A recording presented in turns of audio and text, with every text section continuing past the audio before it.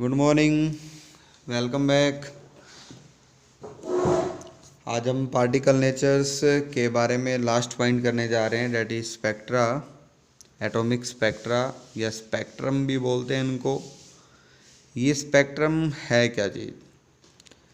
जैसे कि हमने पहले भी बताया था कि एलिमेंट्स जो हैं उनकी डिस्कवरी या निकाले जाते हैं, उनका पता लगाया जाता है with the help of spectroscopy. एक ऐसी टेक्निक्स जिसके द्वारा हम एलिमेंट्स का पता लगाते हैं on the basis of their radiations, वो किस टाइप की रेडिएशंस को इमिट करते हैं। अगर मैं आपसे क्वेश्चन पूछूं कि सन के अंदर हाइड्रोजन बर्न हो रही है, हीलियम बन रही है, ऐसे हमने सुना है, क्या वहाँ पर कोई गया आज तक? बेटा कोई नहीं गया, ना कोई जा सकता।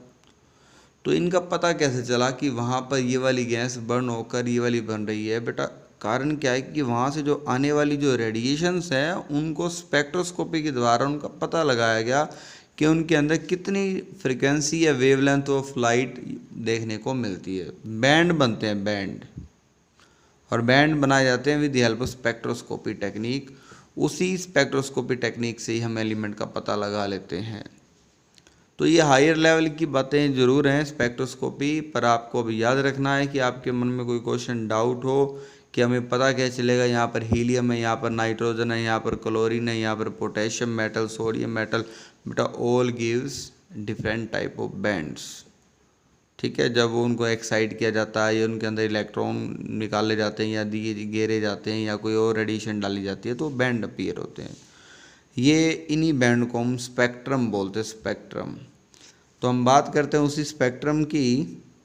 ठीक है, स्पेक्ट्रम दो टाइप के होते हैं, एक तो एमिशन स्पेक्ट्रा और एक होता है एब्जॉर्प्शन स्पेक्ट्रा। ये दो टाइप के emission spectra further two types है, एक तो कंटिन्यूस स्पेक्ट्रा और एक है लाइन स्पेक्ट्रा। एमिशन के दो टाइप है बेटा, एक तो कंटिन्यूस और एक होता है लाइन स्पेक्ट्रा। जैसे एक आगे मिलेगा हमारे, एक लाइन स्पेक्ट्रा और पीछे जाए कंटिन्यूस स्पेक्ट्रा। ये कंटिन्यूस स्पेक्ट्रा है क्या? जब हम सनलाइट को, देखो आपने ये 10th में भी पढ़ा होगा कि जब लाइट को हम प्रिज्म से पास करते हैं बेटा, इस लाइट को प्रिज्म से पास करते हैं, ये है विजिबल लाइट, मीन्स सनलाइट।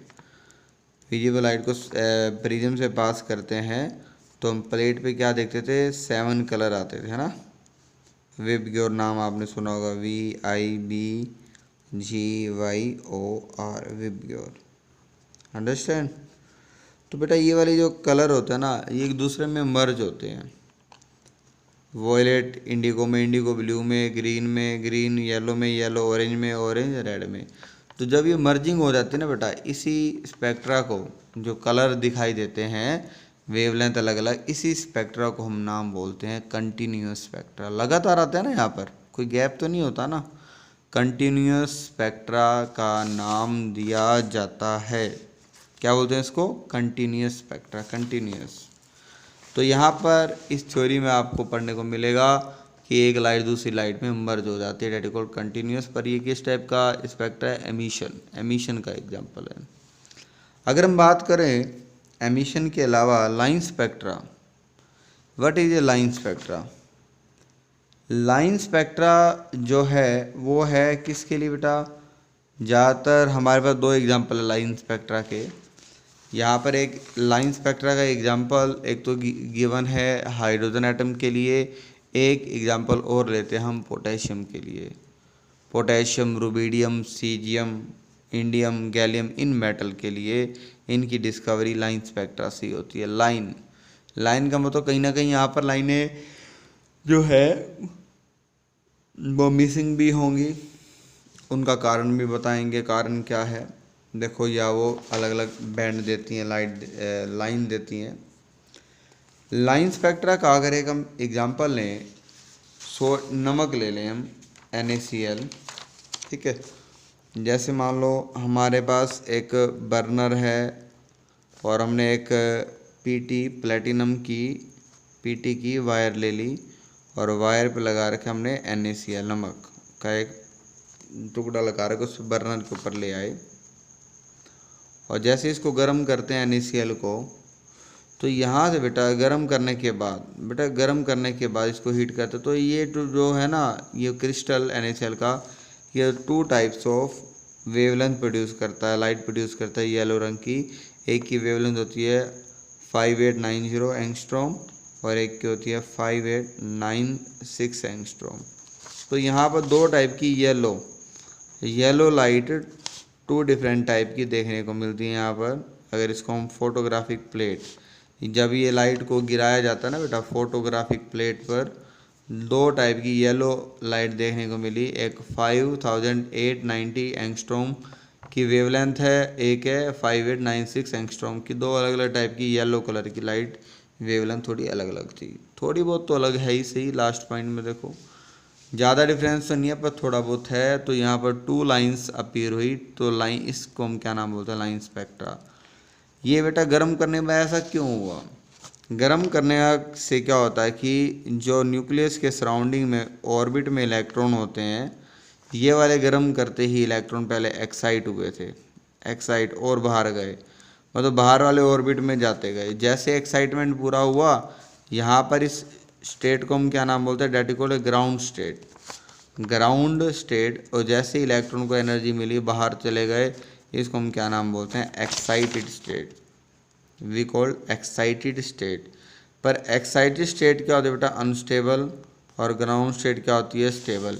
जैसे एक्साइटेड स्टेट वाले इलेक्ट्रॉन वापस रिटर्निंग करते हैं, वो क्या निकालते हैं, लाइट निकालते हैं, एनर्जी निकालते हैं वापस। क्यों? जो उन्होंने एब्जॉर्ब करा है वो तो निकालेंगे ना। हो सकता है कि थोड़ा कम निकालें पर निकालते ज़रूर हैं। तो इसी को जो एनर्जी ऑफ लाइट निकली इन्हीं को क्या बोलेंगे, लाइन स्पेक्ट्रा। लाइन स्पेक्ट्रा भी हमने किसके लिए लिया, NaCl के लिए। तो नमक के लिए या आप ये सोडियम से रिलेटेड कोई साल्ट लोगे तो इसी तरह से येलो कलर देखने को मिलेगा। अगर आप पोटेशियम का कोई सोल्ट लेते हो, पोटेशियम का सोल्ट लेते हो, तो उसके लिए कलर जो देखने को मिलता है वॉयलेट कलर, वॉयलेट लाइट की लाइन मिलती है। ठीक है बेटा, यहाँ से समझ आया, डेट इज लाइन स्पेक्ट्रा। अब हम बात करते हैं हाइड्रोजन स्पेक्ट्रा। या इसको हम बोलते हैं लाइन स्पेक्ट्रम ऑफ हाइड्रोजन। ये थोड़ा इम्पोर्टेंट टॉपिक है, लाइन स्पेक्ट्रम ऑफ हाइड्रोजन। ये लाइन स्पेक्ट्रम ऑफ हाइड्रोजन का क्या मतलब है? कहता है कि यहाँ पर जब एक्सपेरिमेंट किया गया कि एक डिस्चार्ज ट्यूब बनाई गई, डिस्चार्ज ट्यूब, जैसे हमारे सेकंड चैप्टर में आप वर्ड आता है शुरू में, डिस्चार्ज ट्यूब, ये वैसे ही एक डिस्चार्ज ट्यूब है। इस डिस्चार्ज ट्यूब के अंदर लो प्रेशर मेंटेन करा गया वैक्यूम लगाकर। इलेक्ट्रिक डिस्चार्जिंग है यहाँ पर एक तरह से, इलेक्ट्रिसिटी, और इसके अंदर हाइड्रोजन गैस फिल थी, हाइड्रोजन गैस को फिल किया गया था लो प्रेशर पे, इधर पॉजिटिव इधर नेगेटिव। यहाँ पर स्पार्किंग प्रोड्यूस की गई थी, स्पार्किंग। ठीक है, डिस्चार्ज ट्यूब के अंदर स्पार्किंग प्रोड्यूस करी। इससे क्या हुआ कि हाइड्रोजन गैस के जो मॉलिक्यूल्स थे वो क्या हो गए बेटा, टूटने शुरू हो गए, डिसोशिएट होने शुरू हो गए H2 के, H अलग अलग हो गए। जैसे मॉलिक्यूल टूटे, ये पार्टिकल बहुत ज़्यादा एक्साइटेड हो चुके हैं, एनर्जेटिकली हो चुके हैं, एनर्जी आ चुके हैं एटम के अंदर, और वो एनर्जी एब्जॉर्ब करके इन दोनों के इलेक्ट्रॉन बेटा एक इलेक्ट्रॉन्स हैं, वो इलेक्ट्रॉन अंदर से बाहर की तरफ जाना शुरू हो गए। जितने ऑर्बिट होंगे उतने इलेक्ट्रॉन बाहर निकलना शुरू हो गया। एक्साइटेड स्टेट में जितनी एनर्जी हमने डिस्चार्जिंग ट्यूब में दी है उतना इलेक्ट्रॉन दूर दूर भागता चला जाएगा। पर अब वो इलेक्ट्रॉन ऊपर से वापस भी आएगा ना बेटा, वापस आएगा। अब वो देखेगा कि मैं कैसे आऊँ, धीरे धीरे आऊँ या स्टेप वाइज आऊँ। मान लो इलेक्ट्रॉन यहाँ पर है, हो सकता है कि यहाँ पर जंप करे, या हो सकता है कि सीधा ही जंप करे, या हो सकता है कि इलेक्ट्रॉन यहाँ पर है, यहाँ पर गया, यहाँ पर भी आ सकता है, या सीधा जंप भी कर सकता है। धीरे धीरे चाहे तो यहाँ पर आएगा या यहाँ पर आएगा, ऐसे मतलब इलेक्ट्रॉन ऑर्बिट के अंदर धीरे धीरे उतरेगा, एकदम उतरने वाला नहीं है। क्योंकि पहले एक्साइट हुआ, अब इलेक्ट्रॉन बाहर निकल रहा है। जब वो इलेक्ट्रॉन नीचे उतरेगा तो यहाँ से कुछ रेडिएशंस बाहर निकलती हैं, लाइनें बाहर निकलती हैं। उन लाइनों को हम नाम बोलते हैं line spectrum of hydrogen atom. वो कौन सी लाइनें जो हम जिक्र करने जा रहे हैं, जब हाइड्रोजन का एटम बेटा नीचे आता है इलेक्ट्रॉन, तो तो यहाँ पर 5 टाइप की रेडिएशंस को प्रोड्यूस करता है, या 5 टाइप की सीरीज बनती गई। पहली सीरीज का नाम दिया गया लाइमन सीरीज, दूसरी नाम दिया गया बाल्मर सीरीज, तीसरी सीरीज का नाम था पाशन सीरीज, फोर्थ का था ब्रैकेट सीरीज, और पांचवी का था पी फंड। ये 5 टाइप की सीरीज तैयार हुई जब इलेक्ट्रॉन एक्साइट होकर नीचे उतर रहा था। ये जो Lyman series, Balmer, Paschen, Brackett, Pfund, ये एक तरह से रेडिएशंस के अलग अलग टाइप थे। अलग अलग पॉइंट से अलग अलग इलेक्ट्रॉन जब नीचे उतरता तो ऐसा देखने को मिला। पर यहाँ पर लाइमन सीरीज जो थी, जब इलेक्ट्रॉन नीचे आते तो ये अल्ट्रावायलेट रीजन देखने को मिला। बाल्मर सीरीज का विजिबल, बाकी इन तीनों का इंफ्रारेड लाइट यहाँ से इस तरह से प्रोड्यूस होती है। और बाल्मर सीरीज, तो इसके लिए एक फॉर्मूला दिया गया। रेडबर्ग नाम के साइंटिस्ट था, रेडबर्ग। वी बार मतलब वेव नंबर इक्वल 109,677 1/n1 का स्क्वायर माइनस n2 का स्क्वायर, n1 का स्क्वायर माइनस n2 का स्क्वायर। ये फॉर्मूला क्या था? ये n1 और n2, लाइमन सीरीज जो थी n1 मतलब स्टार्टिंग पॉइंट, इलेक्ट्रॉन जहाँ से ऊपर गया। जब लाइमन सीरीज में रहता है इलेक्ट्रॉन n1 से शुरू होगा या n1 तक आएगा, ऊपर से नीचे n1 तक आएगा, और वो कहीं से भी आ सकता है। n2 क्या हो सकता है? 2, 3, 4, 5, 6 कुछ भी हो सकता है। मतलब पहले ही पॉइंट पे आएगा, यहाँ पर मतलब जंप करेगा, जैसे हमने पीछे दिखाया था। यहाँ पर मान लो, यहाँ एक बार फिर से ड्रॉ करते हैं। देखो यहाँ देखो आप, मैं यहाँ पर 5 पॉइंट ड्रॉ कर रहा हूँ, ठीक है। n1, n2, n3, n4, या ये n की वजह ना 1, 2, 3, 4 कर लेते हैं। 1, 2, 3, 4, 5, ठीक है। n1 और n2 ये फिक्स रहेंगे, ये लाइनों के नाम रहेंगे। मतलब जब इलेक्ट्रॉन ऊपर से नीचे आएगा तो पहले फर्स्ट पर ही आएगा, चाहे कितनी दूर से कहीं भी आए। वो 1 पर अगर आता है तो लाइमन सीरीज बोली जाती है। अगर वो बाल्मर सीरीज में रहता है, बाल्मर सीरीज में क्या देखने को मिला? n1 की वैल्यू 2 थी, मतलब यहाँ पर इलेक्ट्रॉन आएगा, चाहे वो n2 कुछ भी हो सकता है। 2 से ऊपर रहेगा बेटा, 3, 4, 5, 6 कितनी भी हो सकती है। फिर आता है यहाँ पर पाशन सीरीज में इलेक्ट्रॉन जो है n1 की वैल्यू कितनी रहेगी बेटा? 3, यहाँ पर आएगा 3 पर, और पीछे वाली n2 की वैल्यू कितनी भी हो सकती है? 4, 5, मतलब 3 से बड़ी होगी, 4, 5। ब्रैकेट में इलेक्ट्रॉन 4 सीरीज तक आएगा ऊपर से, और n2 की वैल्यू 5, 6, 7 कुछ भी हो सकती है। पी फंड में इलेक्ट्रॉन कहाँ तक जाएगा? 5 तक आएगा, फिर ऊपर 6, 7, 8, ये कुछ भी हो सकता है। पर इलेक्ट्रॉन की जंपिंग है ऊपर से नीचे की तरफ, ये पॉइंट याद रखना बच्चों। ऊपर से नीचे इलेक्ट्रॉन आते हैं तो ये वाली सीरीज, ये वाली लाइटें प्रोड्यूस करते हैं। ये हाइड्रोजन स्पेक्ट्रा है, यहाँ पर हाइड्रोजन का एटम शो करता है, ध्यान देना। ये यहाँ पर जो फॉर्मूला दिया गया वही जैसे हमें बताया, V bar equal to 109,677 into 1 minus n1 का स्क्वायर माइनस n2 का स्क्वायर। ये वाला n1 कुछ भी हो सकता है, 1, 2, 3, 4, 5। n2 की वैल्यू जो इस यहाँ पर वैल्यू आएगी उससे हमेशा क्या रहेगी? बड़ी रहेगी। अगर ये 1 है तो ये 2, 3 कुछ भी हो सकता है, ये 2 है तो ये 3, 4, 5 कुछ भी हो सकता है। वो डिपेंड करता है कि इलेक्ट्रॉन कौन सी सीरीज में आ रहा है। तो इसे हम क्या बोलते हैं? Line spectra, that is called line spectra का नाम दिया जाता है। और जो ये वाली वैल्यू 109,677, इस वैल्यू को हम नाम बोलते हैं दैट इज कॉल्ड रहेडबर्ग कांस्टेंट। ये कांस्टेंट वैल्यू कि साइंटिस्ट के द्वारा निकाली गई होगी, दैट इज कॉल्ड रहेडबर्ग कांस्टेंट। यहाँ पर हम पीछे लिखते हैं सेंटीमीटर इनवर्स, ठीक है बेटा। यहाँ तो समझ आया आपको? जैसे ये आप देख सकते हैं, यहाँ पर एक सीरीज दे रखी है कि energy level Lyman series, ultraviolet, electron ऊपर से आएगा तो n1 तक आएगा, चाहे वो कहीं से भी आए। और अगर आप देखो n2 में इलेक्ट्रॉन कहीं से दूर से ऊपर से आएगा तो 2 तक ही रुकेगा। फिर पाशन में कहीं से भी आए 3 पे रुकेगा, और पी फंड में ब्रैकेट में वो डिपेंड करता है कि इलेक्ट्रॉन कहाँ से आ रहा है। इलेक्ट्रॉन आएगा इसी सीरीज में N1 N2 N3 और अलग अलग रेडिएशंस को प्रोड्यूस करेंगे, वो अल्ट्रावायलेट, कोई विजिबल लाइट, कोई इंफ्रारेड।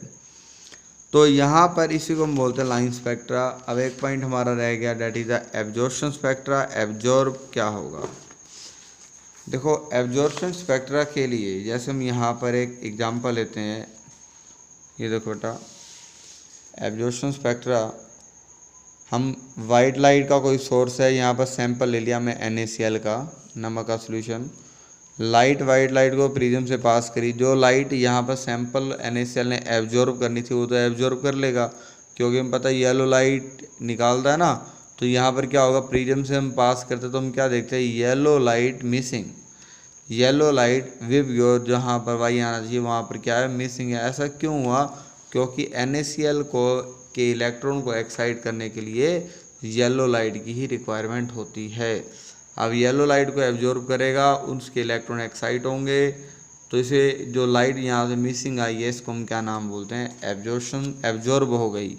अब कुछ समय के बाद ही अगर यहाँ से इसको हटा दें, सिर्फ सैंपल NaCl को ले लेते हैं, तो हमें वापस सिर्फ कौन सी लाइट दिखाई देगी, येलो लाइट। और ये वाली बाकी लाइट, क्योंकि बाकी लाइट तो होंगी नहीं ना, क्योंकि इलेक्ट्रॉन एक्साइट होकर वापस जब आएंगे तो कौन सी लाइट देंगे, मिसिंग लाइट ही वापस देंगे ना, तो डेट ये येलो लाइट वापस आएगी।